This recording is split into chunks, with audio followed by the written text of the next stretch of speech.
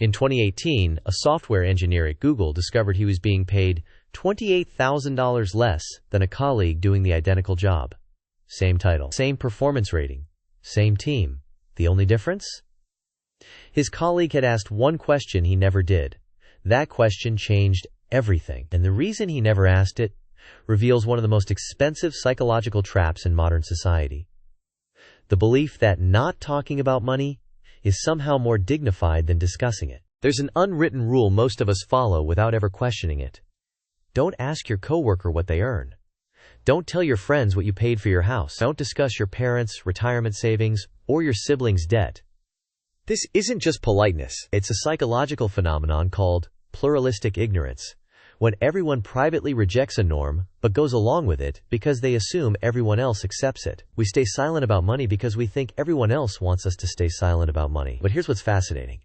When researchers actually survey people, most say they wish they could talk more openly about finances. A 2019 study by Fidelity Investments found that 43% of Americans think discussing money is rude. But in the same study, 64% admitted they wish they had more honest conversations about it. The silence persists, not because we all agree with it, but because we all think everyone else agrees with it.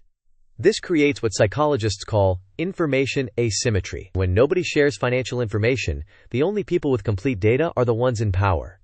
Your employer knows what everyone in your department earns. You don't. Landlords know what every tenant pays. Tenants don't compare notes. Car dealerships know what everyone else paid. You're negotiating blind. The silence isn't neutral. It has a direction. It flows upward, helping those with more resources maintain their advantage. And it starts early. Research from the University of Wisconsin found that by age 6, children have already absorbed the message that talking about money is inappropriate. They can't articulate why. They just know it feels wrong. We inherit this taboo like we inherit table manners, never questioning whether it serves us or someone else. In 2015, a group of employees at the investment firm Oaktree Capital made a decision that would have been unthinkable at most companies. They started talking. 19 women who worked in investment and operational roles began comparing their compensation. What they discovered led to a lawsuit that exposed a $5 million wage gap. The women, who had similar roles and experience levels to male colleagues, were systematically paid less. Some gaps exceeded $200,000 annually. But here's the critical detail. The discrepancies only came to light because someone broke the silence. One employee later told reporters that for years, she assumed she was being paid fairly. She had no reason to think otherwise. Her manager told her she was valued. Her reviews were positive. But without comparative data, she was negotiating with an invisible handicap. The case wasn't unique. In 2017, Google faced a similar reckoning when employees began sharing salary information through an internal spreadsheet. Within weeks, over 5,000 employees had voluntarily disclosed their compensation. The data revealed patterns that individual employees could never have spotted alone. Women and minorities clustered in lower-paying roles and were promoted more slowly. Google's response was telling. The company didn't punish the employees for sharing information that would have been illegal under the National Labor Relations Act. Instead, they commissioned their own internal pay equity study.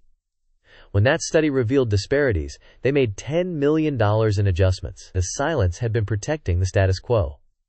The conversation forced accountability.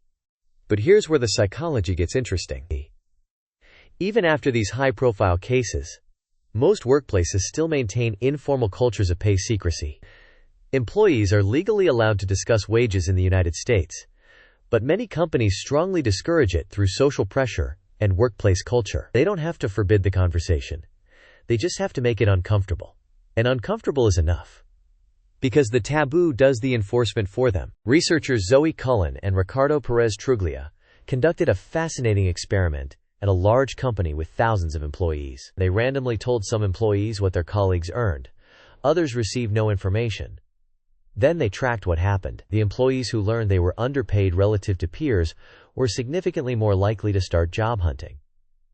Their productivity initially dropped. But here's what's surprising. The employees who learned they were overpaid didn't become more satisfied or loyal. They just recalibrated their expectations upward and started comparing themselves to even higher earners. Information changed behavior, and it changed it in ways that shifted negotiating power.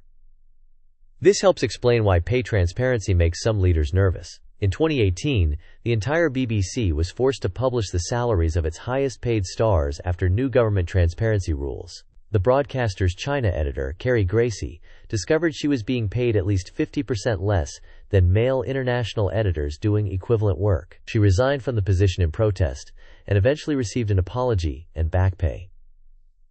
But the BBC case revealed something deeper than just a single pay gap. It showed how silence compounds over time. Gracie later explained that she had negotiated her salary in isolation, with no benchmark data.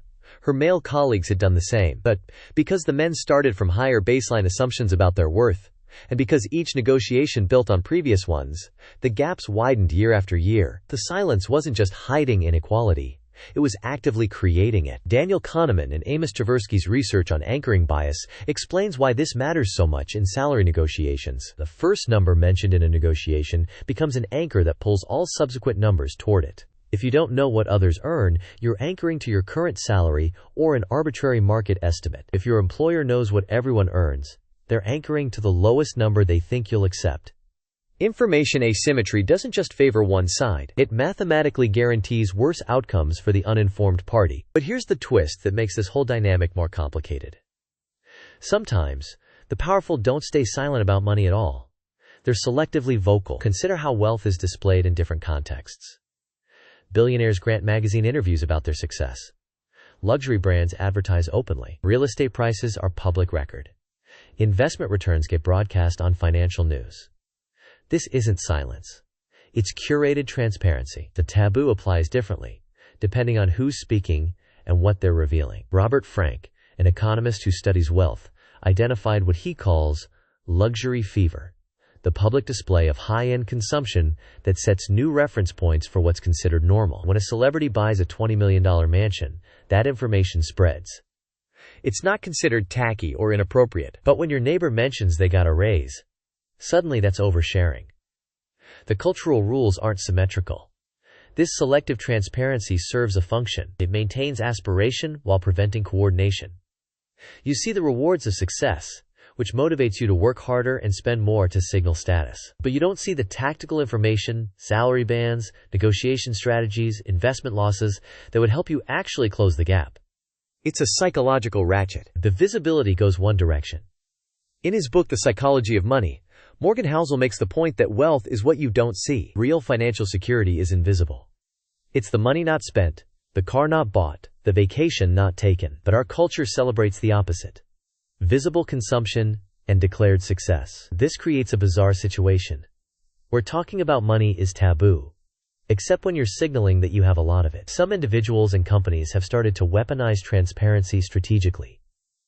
The software company Buffer publishes every employee's salary publicly online. This radical transparency eliminates information asymmetry and makes pay negotiation objective rather than subjective.